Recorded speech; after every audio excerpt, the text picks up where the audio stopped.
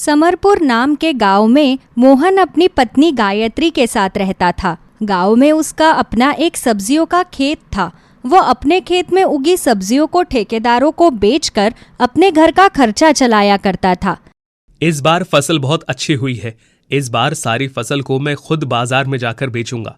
इस बार किसी भी ठेकेदार को मैं अपने खेत की फसल नहीं बेचने दूंगा। ठेकेदार कभी भी फसल के अच्छे पैसे नहीं देते। इस बार मैं खुद बाजार में जाकर अपनी सब्जियों का ठेला लगाऊंगा। ठीक कह रहे हो जी। वैसे भी फसल पककर बिल्कुल तैयार होने वाली है। 1-2 दिन में हम दोनों खेत में फसल की कटाई करने चलेंगे। अगला दिन बीतता है। दोनों पति पत्नी एक दिन बाद फसल की कटाई करने वाले थे, लेकिन तभी अचानक रात को बहुत तेज बारिश आ जाती है। हे भगवान, ये बिन मौसम बरसात कहाँ से आ गई? अगर थोड़ी देर में ये बारिश नहीं रुकी तो हमारी पूरी फसल खराब हो जाएगी। अगर ऐसा हुआ तो हमें बड़ा नुकसान हो जाएगा। हे भगवान, बस जैसे तैसे जल्दी से ये बारिश रुक जाए। चिंता के मारे वो दोनों पूरी रात सो भी नहीं पाते और पूरी रात बारिश चलती ही रहती है। बारिश इतनी जोरदार थी कि गांव में भी घुटनों तक पानी भर गया था। तो खेत का तो क्या ही हाल हुआ होगा। पूरा खेत पानी से भर चुका था। सब्जियों की सारी फसल बुरी तरह खराब हो चुकी थी। अपने खेत का ऐसा हाल देखकर गायत्री और मोहन की आंखों में आंसू आ गए। ये क्या हो गया? मेरी इतनी महीनों की मेहनत बर्बाद हो गई। इन सब्जियों को बेचकर हम कितने महीने का खर्चा चलाने वाले थे, लेकिन अब तो हमारे पास खाने को भी पैसे नहीं है। समझ में नहीं आ रहा भाग्यवान, कैसे हो गया ये तो मैं भी नहीं जानती जी, लेकिन समय कब किसका बदल जाए पता ही नहीं चलता। लेकिन हमें ऐसे हालत में अपना हौसला नहीं हारना। अगर फसल खराब हो गई तो हम इसमें कुछ नहीं कर सकते, लेकिन आप शहर जाकर काम तो ढूंढ सकते हैं ना। कल आप सुबह जल्दी उठकर शहर चले जाना, वहां आपको कोई ना कोई काम तो मिल ही जाएगा। मोहन अगले दिन सुबह जल्दी उठकर शहर काम ढूंढने के लिए चला जाता है, लेकिन पढ़ा लिखा न होने की वजह से उसे शहर में कोई भी काम नहीं मिलता। वो मायूस होकर जंगल के पास के रास्ते से अपने घर लौट ही रहा था कि तभी उसे एक पेड़ के पास एक चिराग नजर आता है। ऐसा चिराग तो मैंने बस कहानियों में देखा है। इस चिराग को घिसकर इसके अंदर से जिन निकलता था जो इंसान की हर ख्वाहिश को पूरा करता था। लेकिन ये सिर्फ कहानियां हैं। काश ऐसा सच में होता। अगर मैं इस चिराग को घिसता और इसके अंदर से एक जिन निकलता, वो भी मेरी सारी ख्वाहिशों को पूरी कर देता। इतना कहकर मोहन उस चिराग को वहां से उठाकर उसे घिसने लगता है।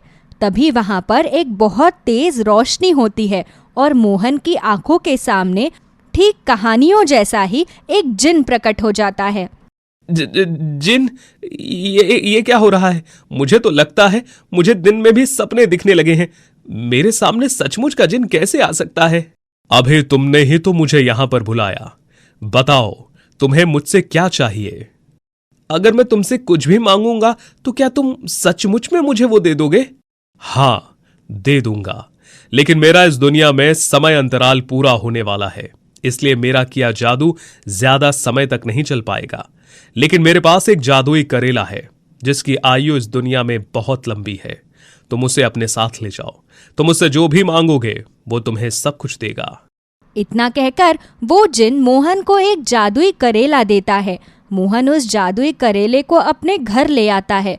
वो घर आकर अपनी पत्नी को उस जिन और जादुई करेले के बारे में सारी बात बताता है। अच्छा, अगर ऐसी बात है तो फिर आप इस जादुई करेले से कुछ मांग कर देखिए। मैं सबसे पहले अपना खेत ठीक करने के लिए कहता हूं। अगर हमारा खेत ठीक हो गया तो हमारी सारी परेशानी हल हो जाएगी। जादुई करेले, क्या तुम मुझे सुन सकते हो? हाँ मोहन, मैं तुम दोनों को सुन सकता हूँ, और मैंने ये भी सुना है कि तुम चाहते हो कि तुम्हारे खेत को मैं ठीक कर दूं। हाँ, मैं ऐसा ही चाहता हूँ। क्या तुम मेरे खेत को ठीक कर सकते हो? हाँ बिल्कुल, तुम बस देखते जाओ। जादुई करेला अपनी आंखें बंद करके अपने हाथों को हवा में घुमाता है। तभी जादुई करेले के हाथों से एक सुनहरे रंग की रोशनी निकलती है जो सीधे मोहन के खेत की तरफ जाती है। अरे, सुनहरी रोशनी तो मेरे खेत की तरफ जा रही है। हाँ, अब तुम्हारा खेत बिल्कुल ठीक हो चुका है। तुम चाहो तो अपने खेत को जाकर देख सकते हो। मोहन अपनी पत्नी गायत्री के साथ अपने खेत को देखने जाता है तो उसका खेत फिर से फसलों से लहरा रहा होता है, जिसे देखकर वो दोनों बहुत खुश हो जाते हैं। ये जादुई करेला तो सचमुच कमाल का है जी। इसने तो पलक झपकते ही हमारे खेत को बिल्कुल ठीक कर दिया। आपके हाथ तो बहुत बड़ा खजाना लगा है। अब तो हम जब चाहे इसे जो मर्जी मांग सकते हैं। देखना, मैं इससे खूब सारा धन दौलत मांगूंगी, फिर हम गांव के सबसे अमीर लोगों में गिने जाएंगे। नहीं गायत्री, जादुई करेले ने हमारी इतनी बड़ी मदद की कि हमें इसी में संतुष्टि करनी चाहिए। पैसों का ज्यादा लालच अच्छा नहीं होता, यह हमेशा इंसान को अंधकार की ओर ही ले जाता है। अपनी मेहनत से कमाया हुआ पैसा ही इंसान को तरक्की और सुख देता है। आप तो चुप ही रहिए, आपको अभी कुछ नहीं पता। आपको अपना खेत वापस मिल गया ना, अब मुझे भी जादुई करेले से जो मर्जी मांगने दीजिए। गायत्री जादुई करेले के पास जाती है। जादुई करेला, तुमने मेरे खेत को तो बिल्कुल ठीक कर दिया, लेकिन अगर मैं तुमसे कुछ और मांगू तो क्या तुम मुझे वो दोगे? हाँ बिल्कुल, मैं तुम्हें दूंगा। बताओ तुम्हें क्या चाहिए? मैं चाहती हूँ कि तुम हमारे इस छोटे छोटे पुराने घर को बिल्कुल नए जैसा बना दो। घर की एक एक चीज बिल्कुल सुंदर और महंगी हो, जिसे देखकर हर कोई बस हमारे घर को ही देखता रह जाए। ठीक है गायत्री, मैं तुम्हारी ये इच्छा भी पूरी कर देता हूँ। जादुई करेला फिर से अपने हाथों को हवा में घुमाता है तो मोहन का पुराना घर बहुत ही बड़े और नए आलीशान घर में बदल जाता है, जिसे देखकर गायत्री की आंखें फटी की फटी रह जाती हैं। बाप रे बाप, इतना सुंदर घर तो मैंने कभी अपने सपनों में भी नहीं देखा। तुम तो बड़े कमाल के हो जादुई करेले, पलक झपकते ही सब कुछ कर देते हो। बस तुम इसी तरह हमेशा हमारे साथ रहना। बिल्कुल गायत्री, अगर तुम दोनों हमेशा अच्छाई और नेकी के रास्ते पर चलते रहोगे तो हमेशा मैं तुम्हारे साथ ही रहूंगा। अच्छे और नेक तो हम हमेशा से ही थे, लेकिन सिर्फ गरीबी के मारे थे। अब तुम आ गए हो तो हमारी गरीबी भी खत्म हो गई है। जादुई करेले, मैं हमेशा से चाहती थी कि जिस तरह अमीर औरतें महंगे महंगे गहने, महंगे महंगे कपड़े पहनती है, मैं भी उन्हीं की तरह वैसे गहने और कपड़े पहनूं। क्या तुम मेरे लिए महंगे गहने और महंगे कपड़े लेकर भी आ सकते हो? ठीक है गायत्री। जादुई करेला फिर से अपने हाथों को हवा में घुमाता है तो वहां पर महंगे कपड़ों और गहनों से भरी हुई एक बहुत बड़ी अलमारी आ जाती है। गायत्री तुरंत ही उस अलमारी को खोलकर उसके अंदर से गहने निकालकर पहनने लगती है। वो ऊपर से नीचे तक खुद को गहनों से लाद लेती है। नए कपड़े और इतने सारे गहने पहनकर वो खुद पर बहुत ज्यादा घमंड करने लगती है। अब बताऊंगी मैं मोहल्ले की औरतों को, बहुत गरीब कहते थे ना मुझे, अब मैं इनको इनके औकात दिखाऊंगी। गायत्री की ये बात सुनकर जादुई करेले को बिल्कुल अच्छा नहीं लगता।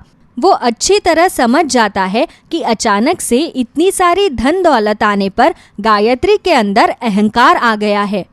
गायत्री, मुझे तुम्हारी बातों से लग रहा है कि तुम्हें अपने पैसों पर बहुत घमंड हो गया है, लेकिन याद रखना, अगर तुमने कभी इस धन से किसी को नीचा दिखाया या फिर किसी जरूरतमंद को दुत्कार दिया तो मैं हमेशा के लिए यहाँ से चला जाऊंगा। अरे नहीं नहीं जादुई करेले, ऐसा नहीं है, मुझे कोई घमंड नहीं हुआ। वो तो बस मैं ऐसे ही मजाक में कह रही थी। ऐसे ही कुछ दिन बीतते हैं। तभी एक दिन, जादुई करेले, तुमने मुझे इतना बड़ा घर तो दिया, लेकिन घर के बाहर आने जाने के लिए एक आलीशान गाड़ी नहीं दी। मैं चाहती हूँ कि तुम मुझे दुनिया की सबसे महंगी गाड़ी दो, जिसमें बड़े बड़े राजा महाराजा बैठते हो। ठीक है गायत्री। जादुई करेला गायत्री को दुनिया की सबसे महंगी गाड़ी दे देता है। गायत्री उस गाड़ी में बैठकर अपने पूरे गांव का चक्कर लगाकर आती है। वो इतना सब मिलने के बाद बहुत खुश थी। तभी एक दिन उसके घर पर उसका एक पड़ोसी आता है। मोहन भाई, मेरी पत्नी की तबीयत अचानक खराब हो गई है। इतनी रात को उसे अस्पताल ले जाने का कोई साधन भी नहीं मिल रहा। तुम अपनी गाड़ी में मेरी पत्नी को अस्पताल ले जाने में मदद कर सकते हो क्या? हाँ, क्यों नहीं सुरेश भाई, तुम भाभी जी को जल्दी से जल्दी ले आओ। मैं अभी अपनी गाड़ी निकालता हूँ। क्या अरे ये आप क्या कह रहे हैं? इन गरीबों को अपनी गाड़ी में बिठाकर अपनी गाड़ी गंदी करनी है क्या?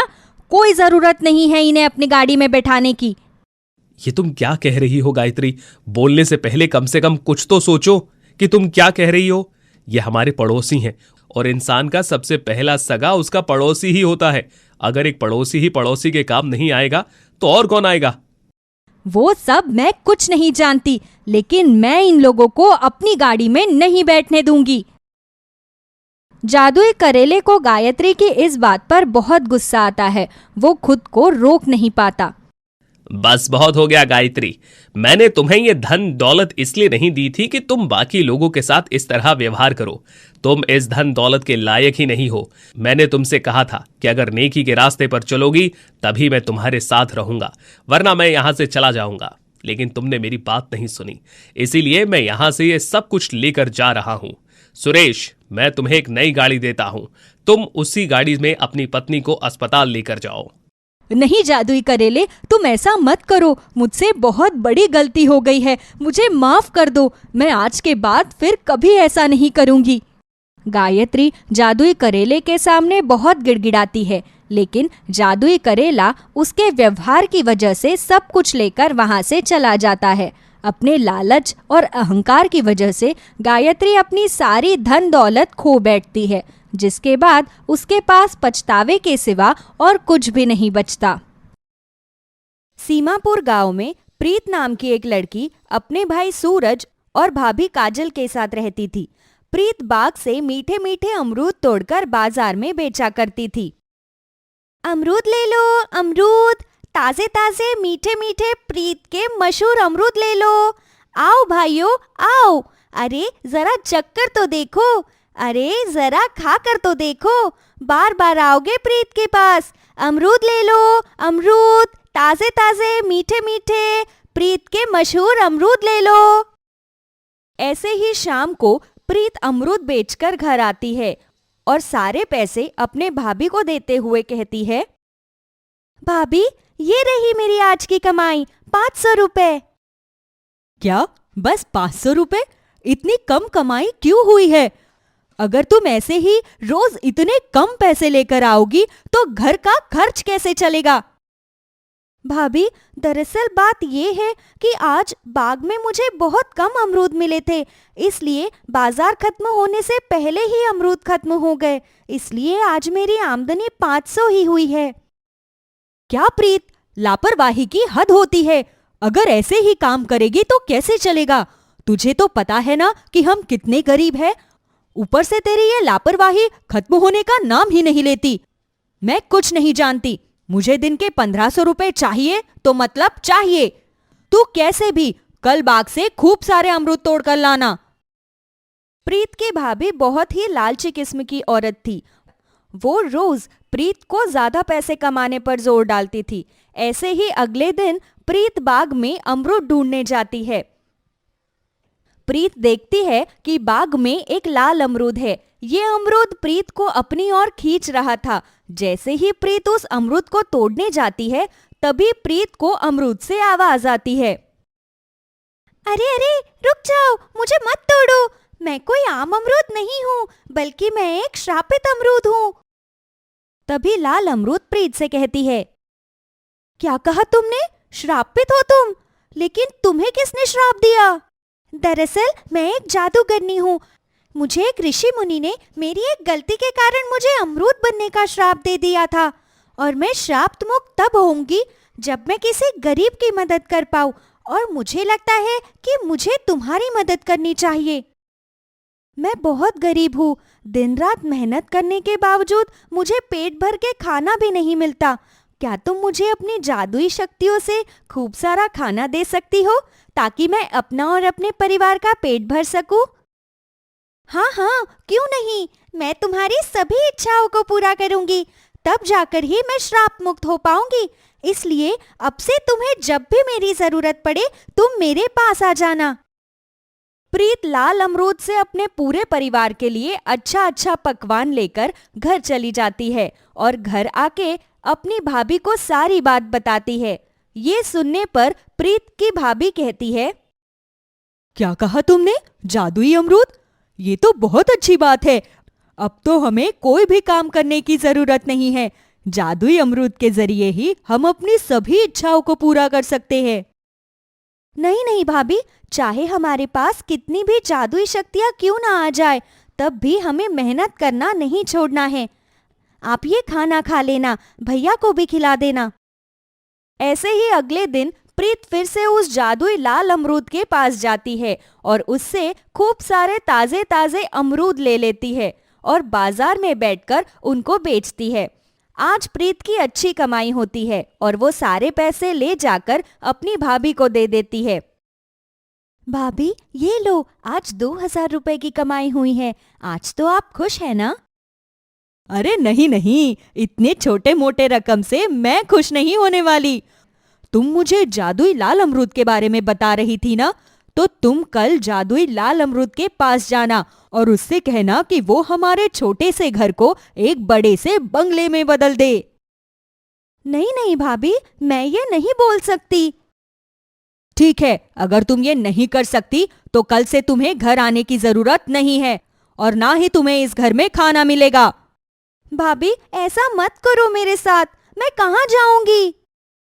ये दुनिया बहुत बड़ी है, तुम कहीं भी जाओ, मुझे इससे क्या। प्रीत अपनी भाभी की बात मानकर फिर से जादुई लाल अमरूद के पास जाती है और कहती है, हे जादुई लाल अमरूद, क्या तुम मेरी भाभी की एक इच्छा को पूरा कर सकती हो? मेरी भाभी चाहती है कि हमारा छोटा सा घर एक सुंदर से बंगले में बदल जाए। हाँ, क्यों नहीं, मैं तुम्हारी भाभी की इच्छा जरूर पूरी करूंगी। जादुई लाल अमरूद प्रीत की इच्छा को पूरा कर देती है। प्रीत का घर अब बंगले में बदल जाता है। ये देखकर काजल बहुत खुश होती है। भाभी, अब तो आप खुश है ना?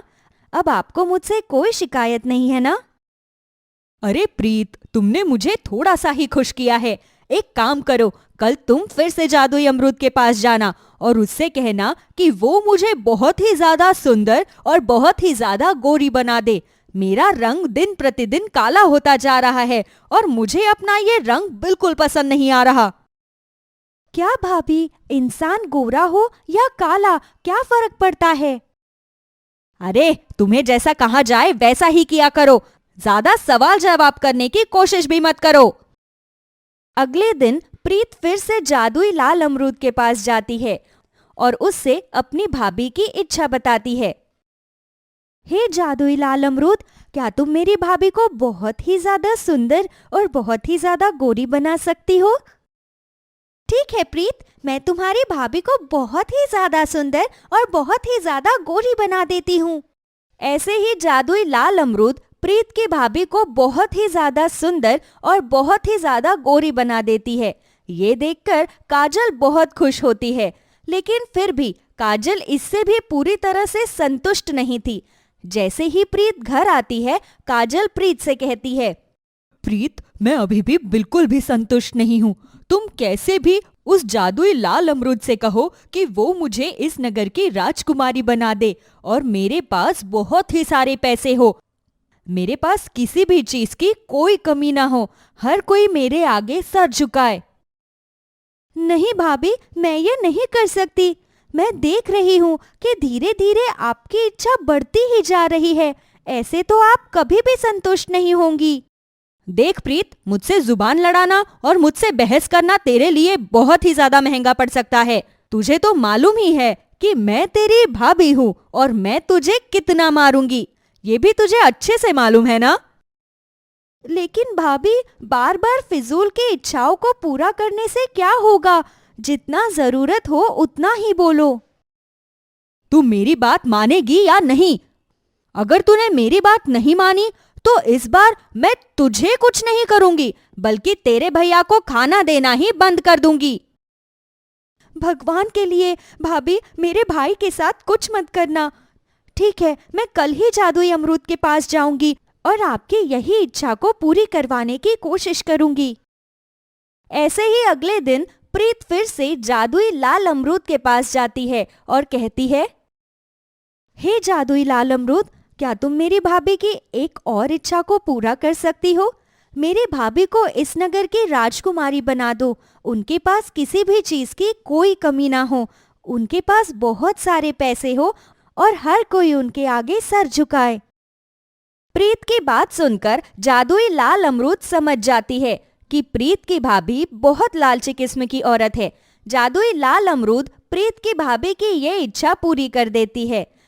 अब प्रीत की भाभी एक राजकुमारी बन चुकी थी। हर कोई उसके आगे अपना सर झुकाया करता था। आज मैं बहुत खुश हूँ। ऐसा लग रहा है कि पूरी दुनिया मेरे कदमों में है। लेकिन अभी भी मैं बिल्कुल भी खुश नहीं हूँ। अभी भी मुझे कुछ ना कुछ कमी महसूस हो रही है।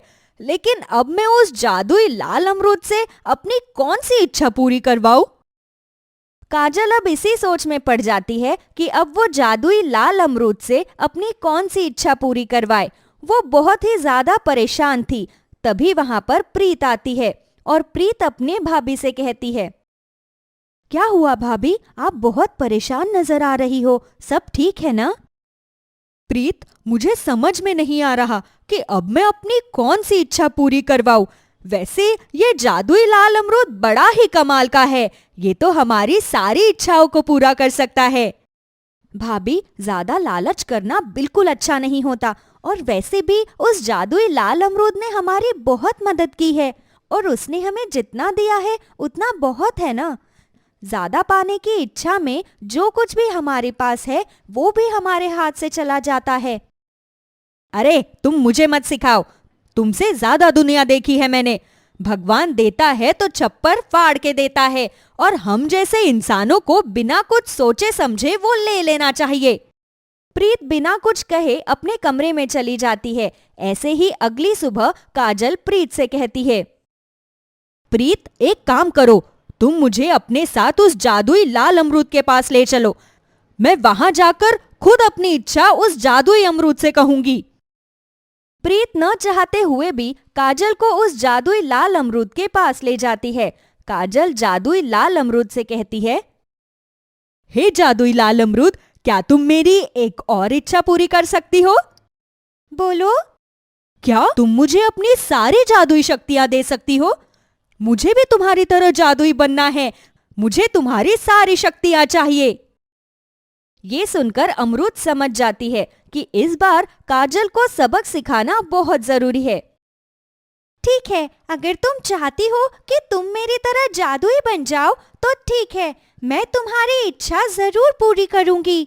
जादुई लाल अमरूद काजल को अपनी तरह एक जादुई अमरूद बना देती है। जादुई अमरूद बनने के बाद काजल बहुत बुरी तरह से रोने लगती है और वो जादुई लाल अमरूद से कहती है, नहीं नहीं, मुझे माफ कर दो। मुझसे बहुत बड़ी भूल हो गई है। मुझे पहले की तरह इंसान ही बना दो। मुझे अमरूद बनकर नहीं रहना। अरे, तुमने ही तो कहा था कि तुम्हें जादुई बनना है और जादुई बनने के लिए तुम्हें जादुई अमरूद तो बनना पड़ेगा। नहीं नहीं, मैं जैसे पहले थी मुझे वैसा ही कर दो। सही कहा था प्रीत ने, लालच का फल बहुत बुरा होता है। भगवान के लिए मुझे ठीक कर दो। हाँ जादुई अमरूद, तुम मेरी भाभी को ठीक कर दो। उनसे भूल हो गई है। मैं तुमसे उनकी गलतियों की माफी मांगती हूँ। इस तरह से जादुई लाल अमरूद काजल को ठीक कर देती है। काजल को अपनी गलती का एहसास हो जाता है और वो प्रीत से भी हाथ जोड़कर माफी मांगती है। इसके बाद वे दोनों अपने घर चली जाती है।